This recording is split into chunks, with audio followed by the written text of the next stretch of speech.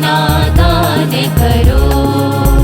मन तो प्रभु का मंदिर है, मन अपना दान करो। अंधकार के जीवन में वह रोशनी ले आया। अंधकार के जीवन में वह रोशनी ले आया।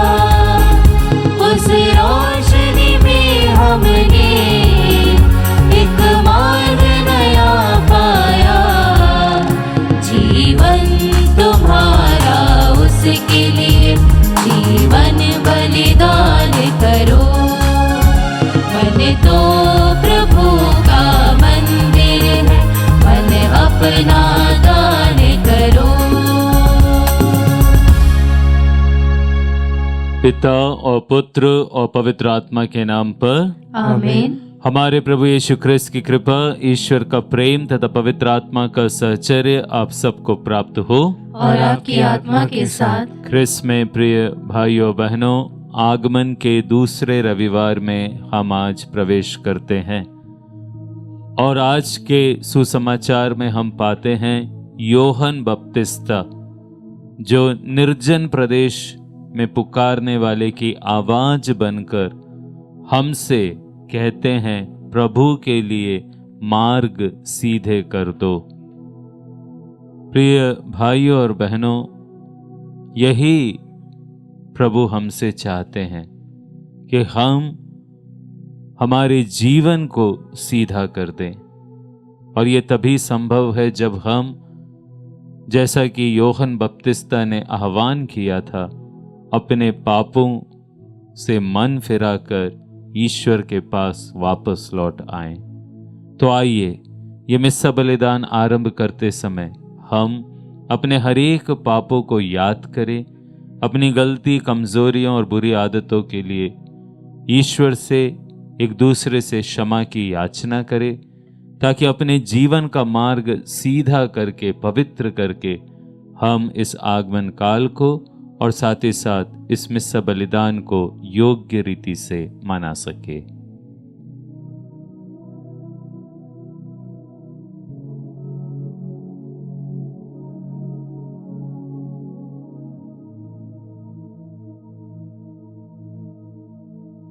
हम सब मिलकर बोले, हे भाइयों बहनों, मैं सर्वशक्तिमान ईश्वर और आप लोगों के सामने स्वीकार करता हूँ कि मैंने मन, वचन और कर्म से तथा अपना कर्तव्य पूरा ना करने से, अपने कसूर से, अपने भारी कसूर से घोर पाप किया है। इसलिए मैं नित्य कुमारी धन्य मरियम से, सब स्वर्गदूतों, संतों और आप लोगों से, हे भाइयों बहनों, विनती करता हूँ कि आप लोग मेरे लिए प्रभु ईश्वर से प्रार्थना करें। सर्वशक्तिमान ईश्वर हम लोगों पर दया करे और हमारे पाप क्षमा कर हमको अनंत जीवन प्रदान करे।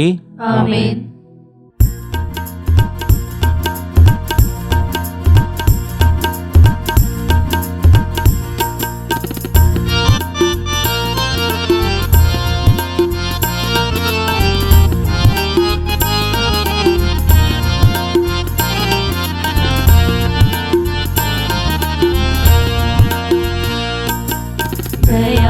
करो प्रभु हे मेरे नाथ, कृपा करो प्रभु हे मेरे नाथ, दया करो प्रभु हे मेरे नाथ, कृपा करो प्रभु हे मेरे नाथ।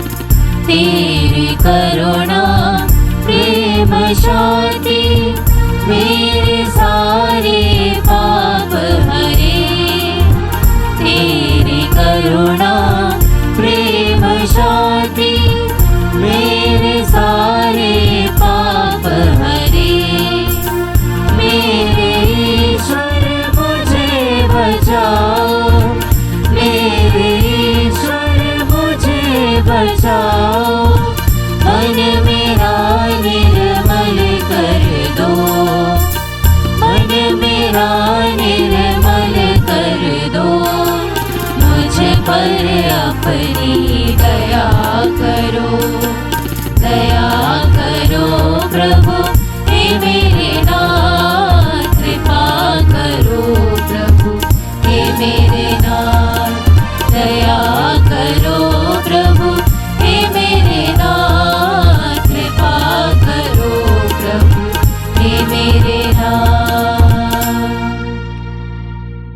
सर्वशक्तिमान और दयालु ईश्वर, हम बड़ी उत्सुकता से तेरे पुत्र के स्वागत की तैयारी कर रहे हैं। कोई भी सांसारिक वस्तु हमें ना रोके। हम सबको ऐसा दिव्य ज्ञान दे कि हम तेरे पुत्र का सहचर्य प्राप्त करें, जो तेरे तथा पवित्र आत्मा के संग ईश्वर होकर युगानुग जीते और राज्य करते हैं। आमीन।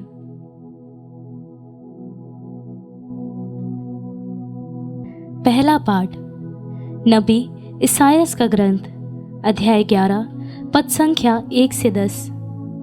वह न्यायपूर्वक दीन दुखियों के मामलों पर विचार करेगा। यैसे के गढ़ से एक टहनी निकलेगी, उसकी जड़ से एक अंकुर फूटेगा।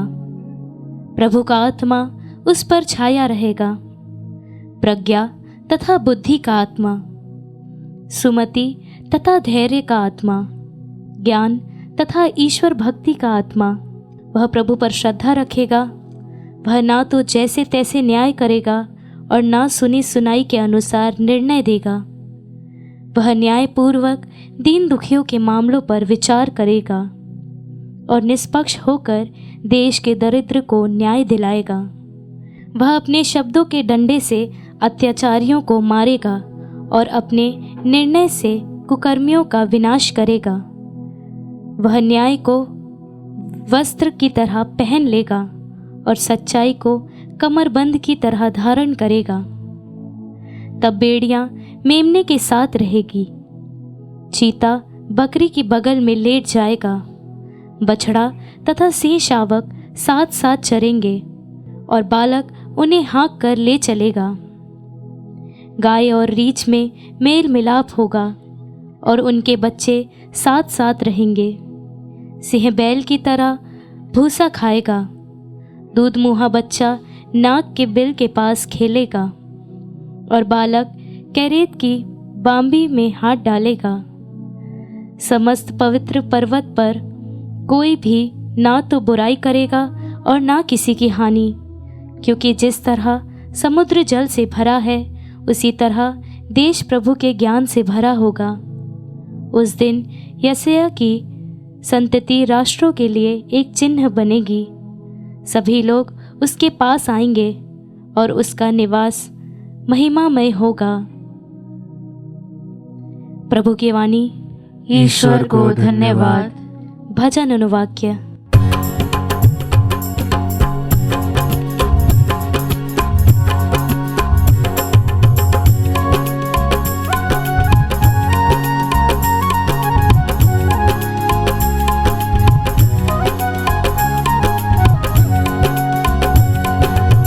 प्रभु के राज्य में न्याय फलेगा फूलेगा और अपार शांति सदा सर्वदा छाई रहेगी। प्रभु के राज्य में न्याय फलेगा फूलेगा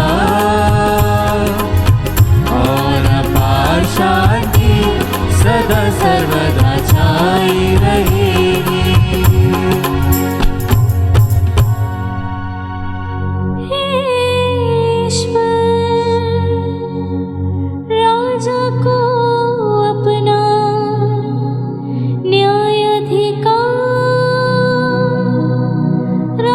पुत्र को अपनी न्याय प्रियता प्रदान कर, जिससे वह तेरी प्रजा पर न्याय पूर्वक शासन करे और पतितों की रक्षा करे, पतितों की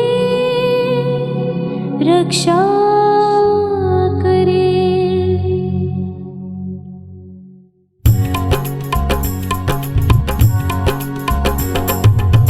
प्रभु के राज्य में न्याय फलेगा फूलेगा और अपार शांति सदा सर्वदा छाई रहेगी। प्रभु के राज्य में न्याय फलेगा फूलेगा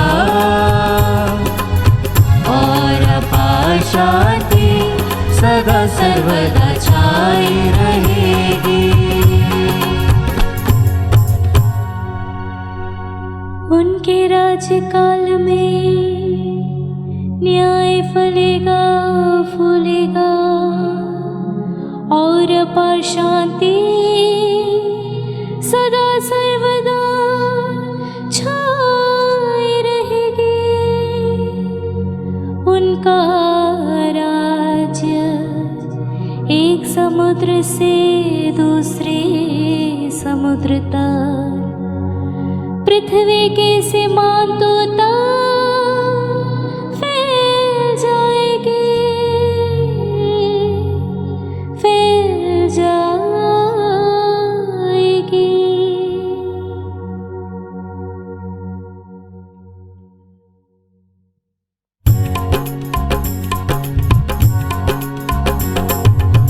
प्रभु के राज्य में न्याय फलेगा फूलेगा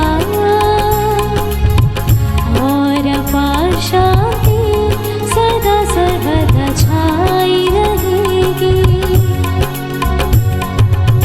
प्रभु के राज्य में न्याय फलेगा फूलेगा और अपार शांति सदा सर्वदा छाई रहेगी।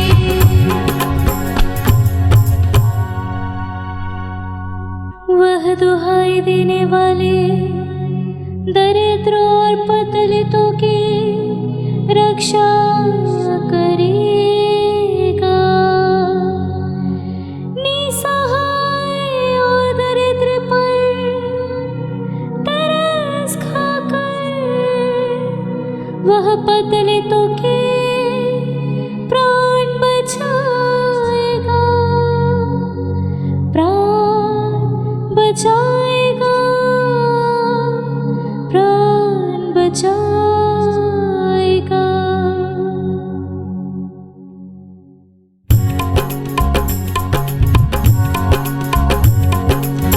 प्रभु के राज्य में न्याय फलेगा फूलेगा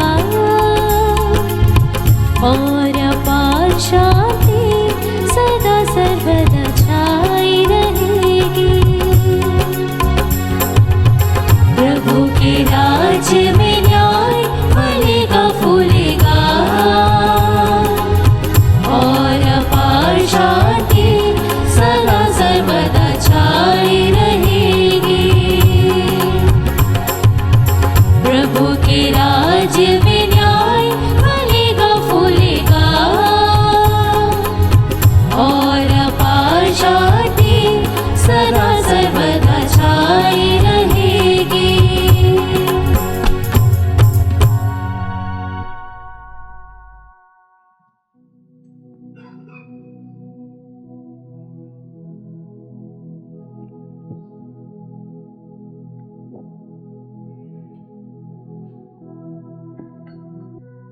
दूसरा पाठ रोमियो के नाम संत पौलुस का पत्र, अध्याय 15 वचन संख्या 4 से 9। धर्म ग्रंथ में जो कुछ पहले लिखा गया था वह हमारी शिक्षा के लिए लिखा गया था, ताकि हम उससे धैर्य तथा सांत्वना मिलती रहे और इस प्रकार हम अपनी आशा बनाए रखें। ईश्वर ही धैर्य तथा सांत्वना का स्रोत है। वह आप लोगों को यह वरदान दे कि आप मसीह की शिक्षा के अनुसार आपस में मेल मिलाप बनाए रखें, जिससे आप लोग एकत्रित होकर एक स्वर से हमारे प्रभु यीशु मसीह के ईश्वर तथा पिता की स्तुति करते रहें। जिस प्रकार मसीह ने हमें ईश्वर की महिमा के लिए अपनाया है, उसी प्रकार आप एक दूसरे को भ्रातृभाव से अपनाएं। मैं यह कहना चाहता हूँ कि मसीह इसलिए यहूदियों के सेवक बने कि वह पूर्वजों को दी गई प्रतिज्ञा पूरी कर ईश्वर की सत्य प्रतिज्ञता प्रमाणित करे, और इसलिए भी कि गैर यहूदी ईश्वर की दया प्राप्त करे, उसकी स्तुति करे, जैसा कि धर्म ग्रंथ में लिखा है। इस कारण मैं गैर यहूदियों के बीच तेरी स्तुति करूँगा और तेरे नाम की महिमा का गीत गाऊंगा। प्रभु की वाणी। ईश्वर को धन्यवाद। जय घोष।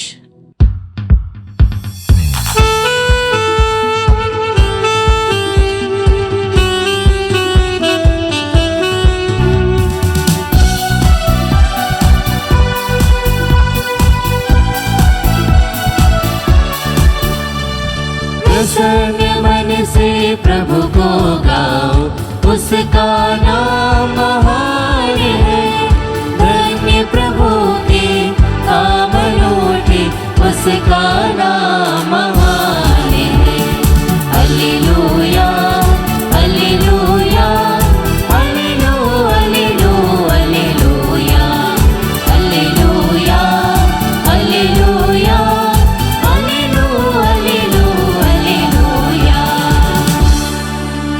प्रभु आप लोगों के साथ हो और आपकी आत्मा के साथ। संत मत्ती के अनुसार पवित्र सुसमाचार। हे प्रभु तेरी महिमा हो। उन दिनों योहन बपतिस्ता प्रकट हुआ और यहूदियों के निर्जन प्रदेश में यह उपदेश देने लगा, पश्चाताप करो, स्वर्ग का राज निकट आ गया है। ये वही था जिसके विषय में नबी इसायास ने कहा था, निर्जन प्रदेश में पुकारने वाले की आवाज, प्रभु का मार्ग तैयार करो, उसके पथ सीधे कर दो।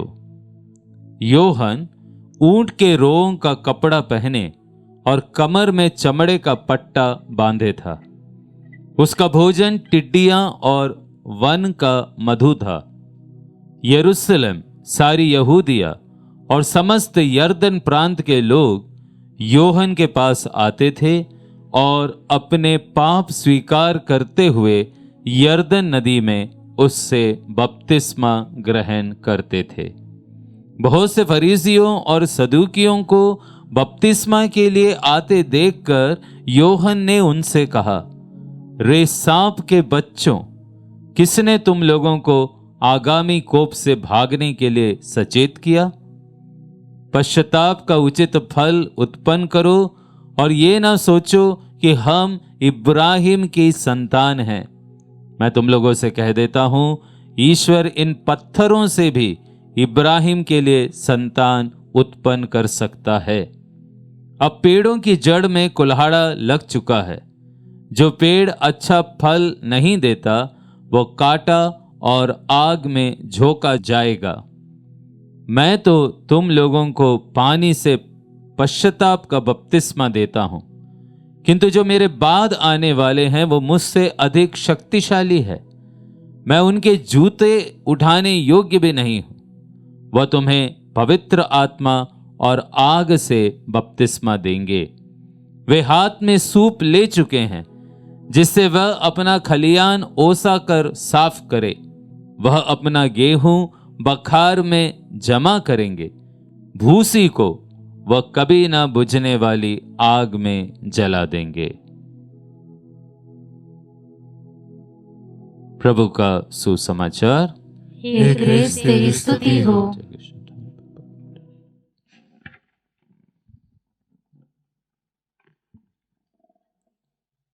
ख्रिस्त में प्रिय भाइयों और बहनों, आज हम आगमन के दूसरे रविवार में प्रवेश किए हैं और हर वर्ष आगमन के दूसरे रविवार में, फिर चाहे सुसमाचार मत्ती रचित हो जैसा कि आज हमने सुना, या अन्य वर्षों में मार्कुस और लूकस का सुसमाचार हो, इस दूसरे रविवार में हम हर वर्ष पाते हैं कि निर्जन प्रदेश में योहन बपतिस्ता जो बपतिस्मा दे रहा था और जो उपदेश दे रहा था उसका वर्णन। और आज के सुसमाचार में भी हमने वही पाया है, निर्जन प्रदेश में पुकारने वाले की आवाज। प्रिय भाइयों और बहनों, यद्यपि आज का सुसमाचार मत्ती रचित है, लेकिन यदि लूकस रचित यही घटना को हम पढ़ते हैं तो वहां पाएंगे कि दो बातें और भी कही गई है। वहां हम पाते हैं कि जैसे कि नबी इसायास की किताब में लिखा है, निर्जन प्रदेश में पुकारने वाले की आवाज, प्रभु का मार्ग तैयार करो, उसके पथ सीधे कर दो, हर एक घाटी भर दी जाए, हर एक पहाड़ और पहाड़ी समतल की जाएगी। यह है नबी इसायास का वो पूरा वाक्य।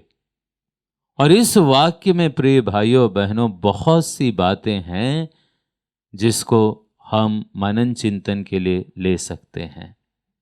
सबसे पहली बात ये कि प्रभु का मार्ग तैयार करो।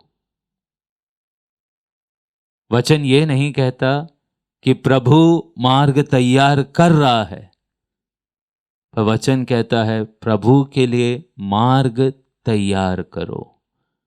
कहने का तात्पर्य है कि यदि मार्ग तैयार करना है तो उसकी जिम्मेदारी प्रभु की नहीं है, उसकी जिम्मेदारी आपकी और मेरी है।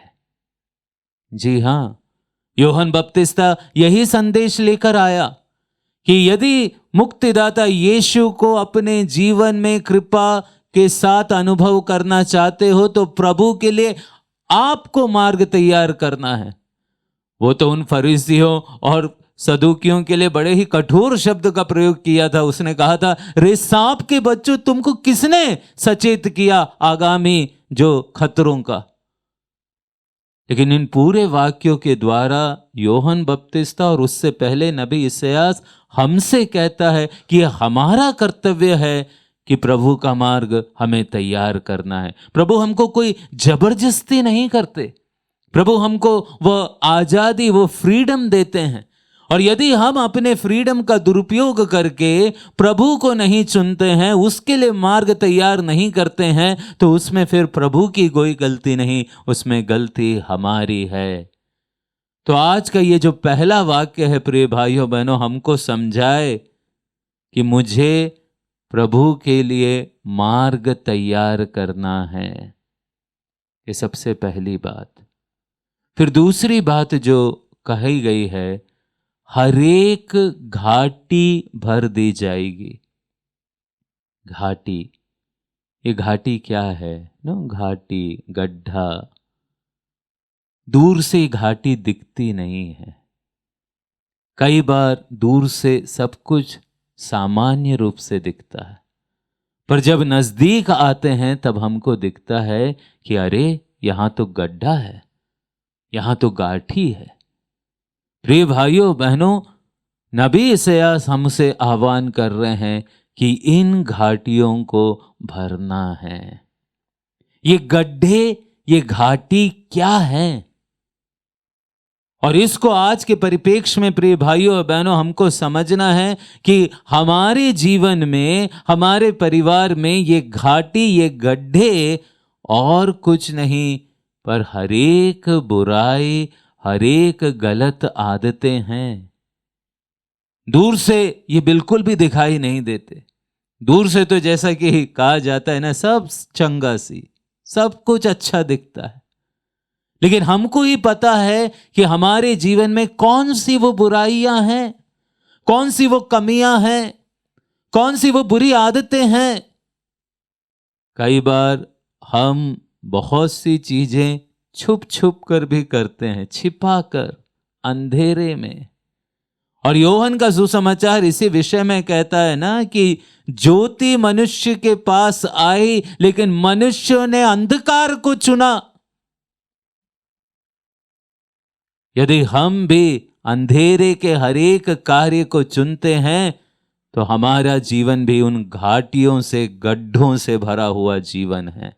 और आज यूहन्ना बपतिस्ता और नबी इसायास हमको चेतावनी देकर कहते हैं कि आप अपने जीवन में उन घाटियों को, उन गड्ढों को, उन बुरी बातों को आप भर दीजिए। यूहन्ना बपतिस्ता कहते हैं कि उन्होंने सूप अपने हाथ में ले लिया है और वह जो गेहूं के दाने हैं, जो भारी हैं, जो मजबूत है, उनको अपने खलियानों में, और भूसी को हमेशा के लिए नष्ट कर देंगे। हमको भूसी नहीं बनना है, हमको मजबूत गेहूं के दाने बनना है। वचन में हम आगे देखते हैं कि तीसरी बात जो कही गई है कि हरेक पहाड़ और पहाड़ी समतल कर दी जाएगी। बड़ा ही सुंदर वचन है। पहाड़ बड़ा ऊंचा है ना, ऊंचा, और वचन कहता है कि इस पहाड़ को आपको समतल करना है। पहाड़ किस बात का प्रतीक है? दो बातें प्रिय भाइयों बहनों, दो बातों को हम समझ सकते हैं पहाड़ का मतलब। सबसे पहला तो यस, विदाउट एनी डाउट, पहाड़ है हमारे जीवन का अहंकार। There is absolutely no doubt about it. यदि हम हमारे जीवन में अहंकार रखते हैं, यदि हम हमारे जीवन में घमंड रखते हैं, तो सबसे पहले जो चीज बंद होती है वो है हमारी आंखें, और फिर हमको सच्चाई दिखाई नहीं देती, और फिर हम गलत बुरे मार्ग में चलने के बावजूद भी हमको लगता है कि हम जो कर रहे हैं, हम जैसे जी रहे हैं वही सच्चाई, वही सही है। गलत बात। जब हम आगमन के काल में हैं, यूहन्ना बपतिस्ता, नबी इसायास हमको आह्वान कर रहे हैं कि यदि आपका जीवन, यदि आपके परिवार का जीवन घमंड और अहंकार से है, तो इस घमंड के पहाड़ को नष्ट करो, पहाड़ को समतल बना दो। और इसके बाद पहाड़ एक और बात का प्रतीक बन सकता है, और वो है सांसारिक प्रलोभन। जी हाँ प्रिय भाइयों बहनों, कई बार हम ईश्वर को छोड़कर अन्य सब बातों को अपने जीवन में ज्यादा महत्व देते हैं। कई बार हम धन के पीछे भागते हैं। कई बार दिन रात हम सिर्फ पैसे के लिए हैं। हमारे पास अन्य किसी बातों के लिए समय नहीं, न प्रार्थना के लिए समय, न मिस्सा के लिए समय, न परिवार में एक क्वालिटी टाइम बिताने के लिए समय। हमारे पास और किसी चीज के लिए समय नहीं है। हम सिर्फ धन के पीछे हैं। हमने एक बहुत बड़ा धन का पहाड़ बना दिया है। और यीशु, ईश्वर हमसे कहते हैं, तुम्हें ईश्वर के लिए अगर मार्ग तैयार करना है तो इस पहाड़ को समतल बनाओ। न केवल धन, ये कोई भी बातें हो सकती है, सांसारिक चीजें। अगर मेरे ये बातें कुछ युवक युवतियां या बच्चे सुन रहे हैं, तो घर में कितने मोबाइल हैं? यस, हम लोग ने छोटे छोटे मोबाइल के भी पहाड़ बनाए हैं ना, दिन रात उसी में, दिन रात बिजी। आजकल बच्चे खाने के समय भी माता पिता को तक नहीं देखते।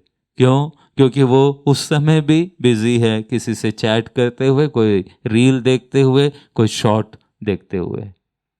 प्रभु हमसे कहते हैं बच्चों कि इस पहाड़ को हमको समतल बनाना है। और फिर जो वचन आगे कहता है कि टेढ़े मेढ़े रास्ते को सीधा बनाना। इसका क्या मतलब है? टेढ़े मेढ़े रास्तों को सीधा बनाना, सीधा का मतलब सीधा सीधा है सत्य। यदि आपके जीवन में झूठ है, कपट है, तो आपका जीवन हमेशा टेढ़ा मेढ़ा रहेगा। लेकिन यदि हम अपने जीवन में सत्य को लागू करते हैं, सत्य का साथ देते हैं, तो हमारा ये मार्ग बिल्कुल सीधा बनेगा।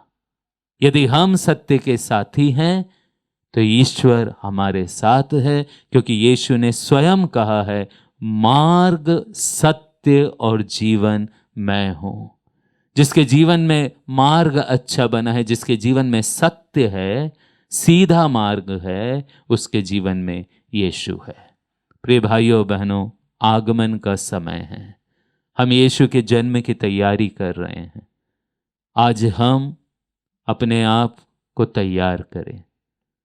यूहन्ना की ये बातें, नबी इसायास की ये बातें हमारे लिए कही गई है।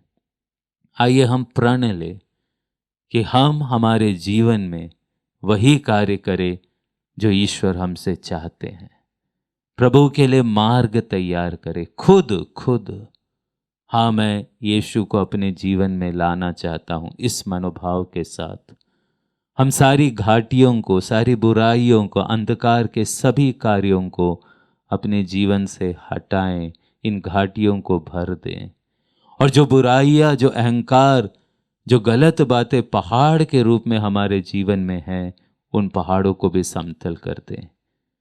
हम सत्य का मार्ग अपनाएं ताकि हम सीधे मार्ग बना सके।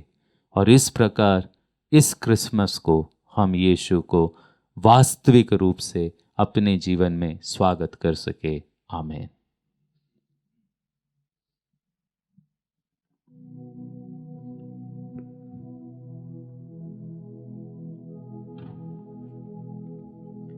आइए हम सब खड़े हो जाएं और ईश्वर पर अपना विश्वास प्रकट करें और एक साथ कहे, मैं सर्वशक्तिमान पिता, स्वर्ग और पृथ्वी, सब दृश्य और अदृश्य वस्तुओं के सृष्टिकर्ता एक ही ईश्वर में विश्वास करता हूँ।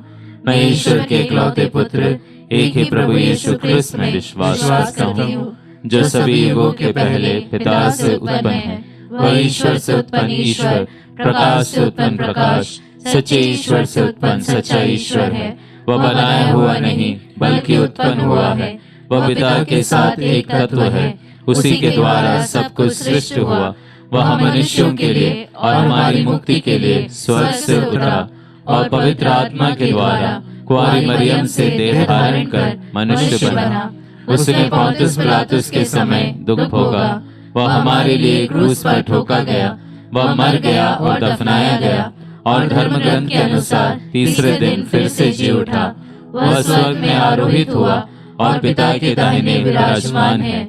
वह जीवितों और मृतकों का न्याय करने महिमा के साथ फिर आएगा और उसके राज्य का कभी अंत नहीं होगा। मैं पवित्र आत्मा में विश्वास करता हूँ। वह प्रभु और जीवन दाता है। वह पिता और पुत्र से प्रसन्न होता है। पिता और पुत्र के साथ उसकी आराधना और महिमा होती है। वह नबियों के मुंह से बोला है। मैं एक पवित्र, कैथोलिक तथा प्रेरित कलीसिया में विश्वास करता हूँ। मैं पापों की क्षमा के लिए एक ही बपतिस्मा स्वीकार करता हूँ और मृतकों के पुनरुत्थान तथा अनंत जीवन की बाट जोहता हूँ। आमीन। प्रिय भाइयों बहनों, हमने वचन में सुना है कि किस प्रकार ईश्वर हमसे कहता है कि हम हमारे जीवन का मार्ग तैयार करें। आइए हम प्रभु के लिए प्रभु के बन जाएं। अपने हर एक आवश्यकताओं के लिए प्रभु से अब हम प्रार्थना करें और कहे, हे पिता हमारी प्रार्थना सुन। हे पिता हमारी प्रार्थना सुन। हमारे संत पिता, सभी धर्माध्यक्ष, पुरोहित एवं धर्म संगी विश्वासियों को यीशु क्रिस्त के आगमन के लिए अच्छी तरह तैयार कर सके, इसके लिए हम पिता ईश्वर से प्रार्थना करें। हे पिता हमारी प्रार्थना सुन। जो लोग अपने घरों से भागकर सुरक्षित जगहों में जाकर एक नई जिंदगी आरंभ करना चाहते हैं, ईश्वर उन्हें सभी प्रकार की मुसीबतों और दरिंदगी से बचाए रखे, इसके लिए हम पिता ईश्वर से प्रार्थना करें। हे पिता हमारी प्रार्थना सुन। जो लोग आर्थिक संकट से जूझ रहे हैं, उन्हें ईश्वर हर प्रकार के जबरन वसूली एवं सट्टेबाजी से बचाए रखे, इसके लिए हम पिता ईश्वर से प्रार्थना करें। हे पिता हमारी प्रार्थना सुन। समर्पित जीवन जी रहे सभी धर्म संगियों के लिए हम प्रार्थना करें कि वे अपने कार्यों द्वारा कलीसिया के विकास के कार्यों को आगे बढ़ा सके, इसके लिए हम पिता ईश्वर से प्रार्थना करें। हे पिता हमारी प्रार्थना सुन। आइए अब हम अपनी निजी प्रार्थनाओं को कुछ क्षण प्रभु को समर्पित करें।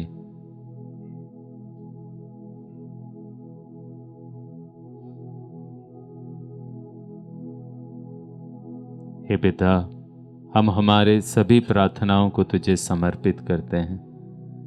इन निवेदनों के साथ हम यह भी प्रार्थना करते हैं कि हमें तो ऐसी कृपा दे कि हम अपने जीवन में तेरे पुत्र यीशु के लिए मार्ग तैयार करें, सारी घाटियों को भर दें, बुराइयों को दूर कर दें और पहाड़ों को, अहंकार को, सांसारिक प्रलोभनों को समतल कर दे, अपने जीवन से हटा दें। हम ये प्रार्थना करते हैं प्रभु ख्रिस्त के द्वारा। आमीन।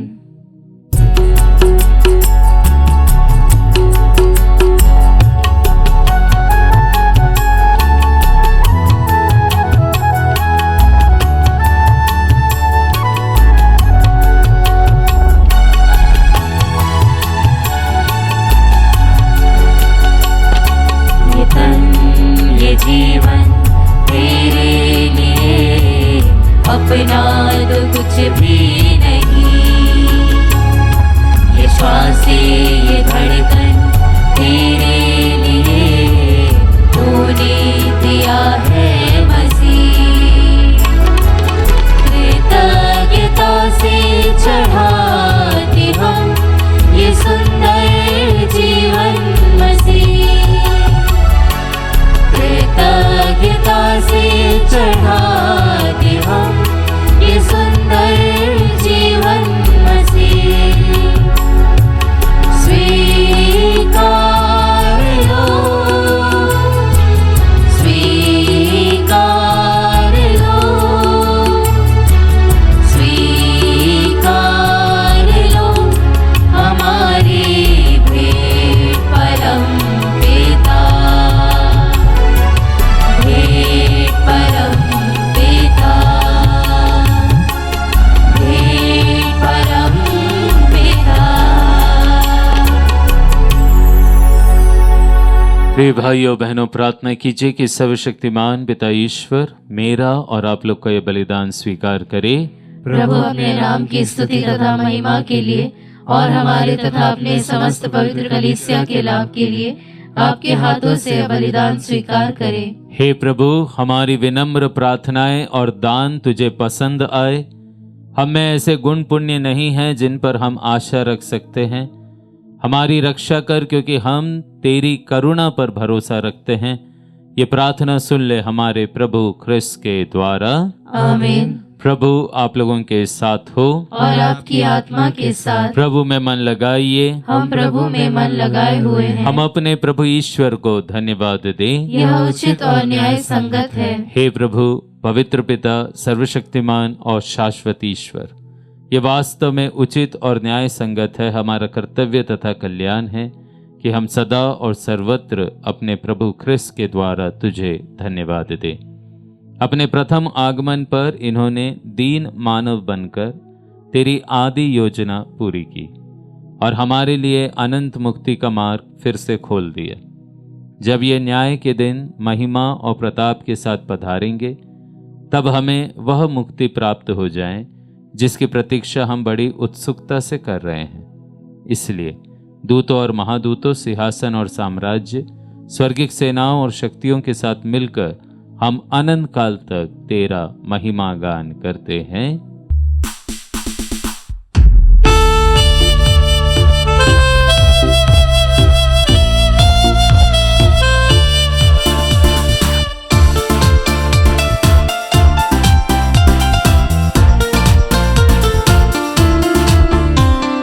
पावन पावन पावन तम है सकल सृष्टि के प्रभु परमेश्वर।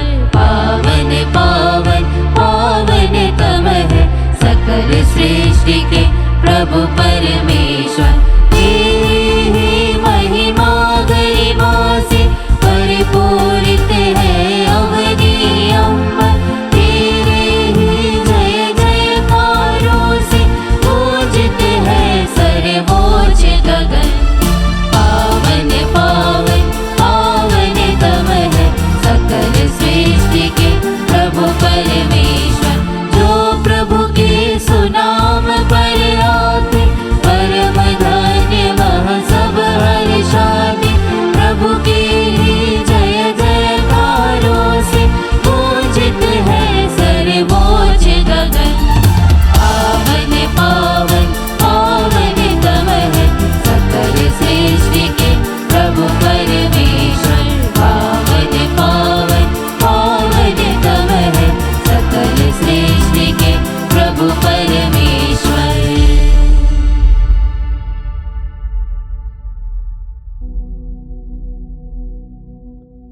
हे प्रभु, तू वास्तव में पवित्र है, सारी पवित्रता का स्रोत है। हम तो उससे प्रार्थना करते हैं तो इन उपहारों को अपने आत्मा के संस्पर्श से पवित्र कर दे कि हमारे प्रभु यीशु ख्रिस्त के शरीर तथा रक्त बन जाएं। जब वे स्वेच्छा से मृत्यु के लिए सौंपे गए, उन्होंने रोटी ली, तुझे धन्यवाद दिया और रोटी तोड़कर उसे अपने शिष्यों को देते हुए कहा, तुम सब इसे लो और इसमें से खाओ, क्योंकि यह मेरा शरीर है जो तुम्हारे लिए बलि चढ़ाया जाएगा।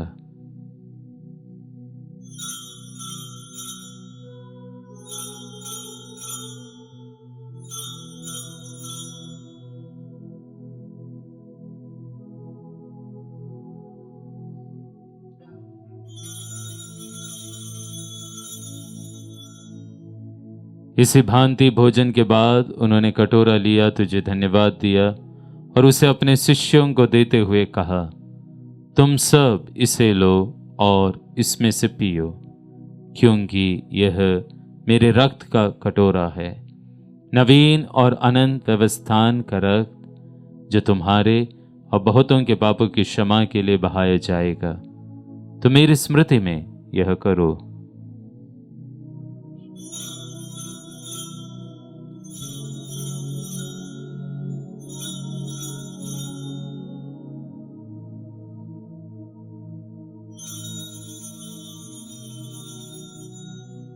विश्वास का रहस्य। हे प्रभु, जब हम यह रोटी खाते और यह कटोरा पीते हैं, तेरे पुनरागमन तक तेरी मृत्यु की घोषणा करते हैं। इसलिए हे प्रभु, हम ख्रिस्त के मृत्यु और पुनरुत्थान की स्मृति में तुझे जीवन की रोटी और मुक्ति का कटोरा चढ़ाते हैं। हम तुझे धन्यवाद देते हैं कि तूने हमें अपने सम्मुख उपस्थित होने और अपनी सेवा करने का सौभाग्य प्रदान किया है।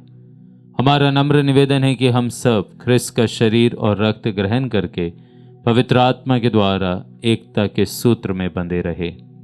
हे प्रभु, हमारे संत पिता लियो, हमारे धर्माध्यक्ष थॉमस मैथ्यू और सभी याजकों के साथ विश्व भर में फैली अपनी कलीसिया की सुधि ले तथा इसे प्रेम में सिद्ध बना दे। हमारे उन भाई बहनों की भी सुधि ले जो पुनरुत्थान की आशा में परलोक सिधार चुके हैं। हम विशेष रूप से उन सभी मृत विश्वासियों की अनंत आत्म शांति के लिए प्रार्थना करते हैं जिनके लिए ये मिस्सा बलिदान अर्पित है। उन्हें और सभी मृतकों को अपने दर्शन का सौभाग्य प्रदान कर। हम सब पर दया दृष्टि डाल।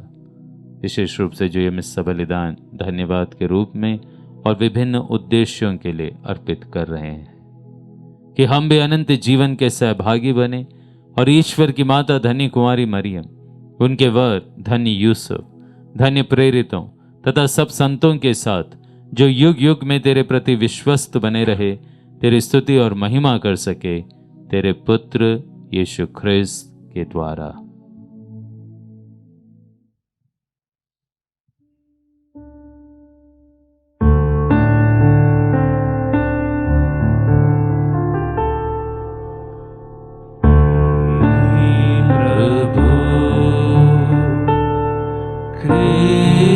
के द्वारा इन्हीं के साथ और इन्हीं में हे सर्वशक्तिमान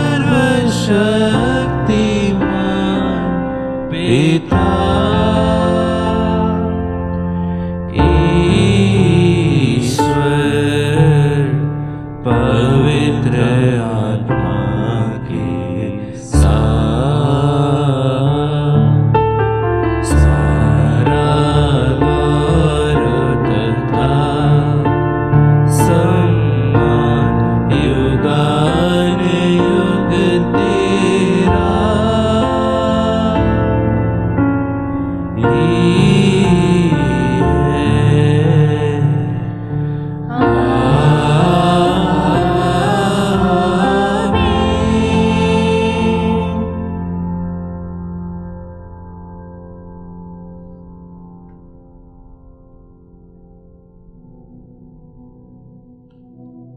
मुक्तिदाता के आदेश पर और दिव्य शिक्षा से सुदृढ़ होकर हम साहस के साथ प्रेम पूर्वक प्रार्थना करते हैं।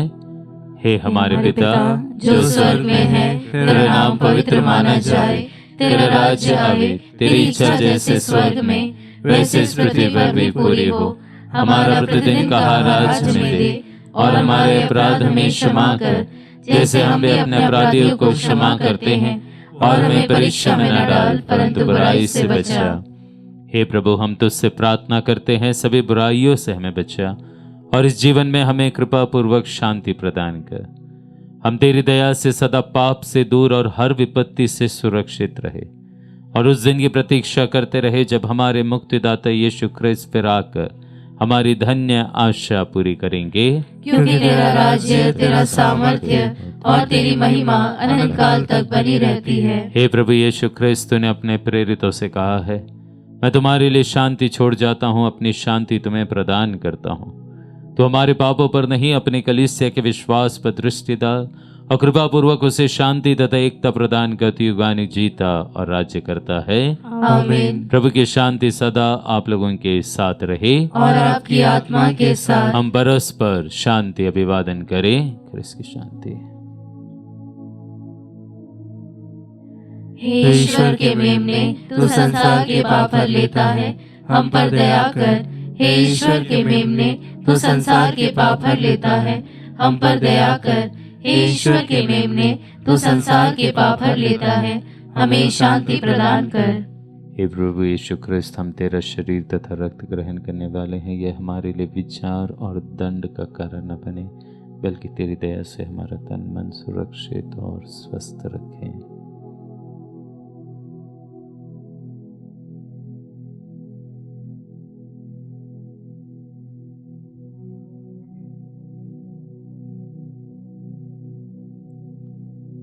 देखिए ईश्वर का मेमना, इन्हें देखिए जो संसार के पाप हल लेते हैं। धन्य है वे जो मेमने के इस भोज में बुलाए गए हैं। हे प्रभु, मैं इस योग्य नहीं हूँ कि तू मेरे यहाँ आए, किंतु एक ही शब्द कह दे और मेरी आत्मा चंगी हो जाएगी।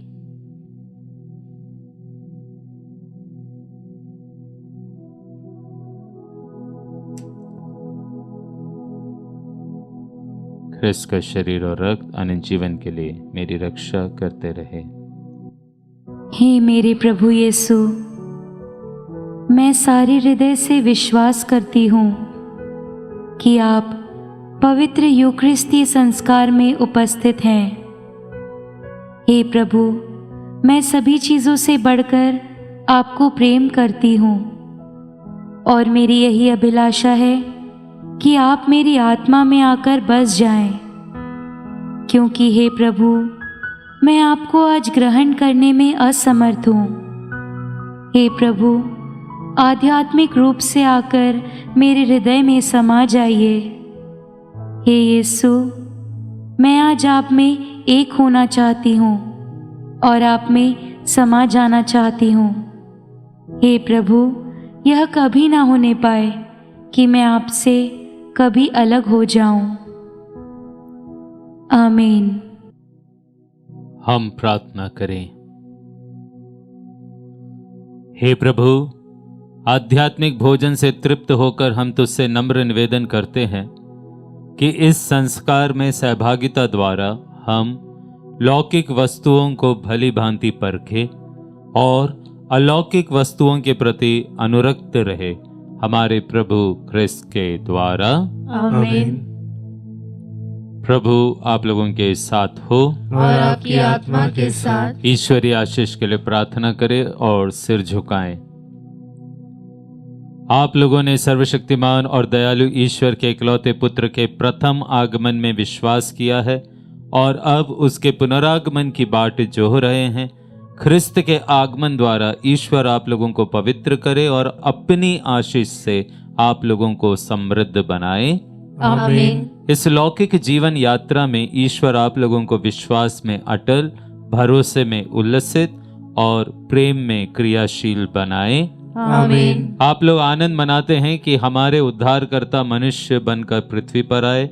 वही प्रभु अपने महिमा में पूर्ण आगमन पर आप लोगों को अनंत जीवन के पुरस्कार से समृद्ध बनाए। आमीन। और सर्वशक्तिमान ईश्वर पिता और पुत्र और पवित्र आत्मा का आशीर्वाद आप लोगों पर उतरे और सदा सर्वदा बना रहे। आमीन। आप लोग विदा ले। ये मिस्सा संपन्न हुआ। ईश्वर को धन्यवाद।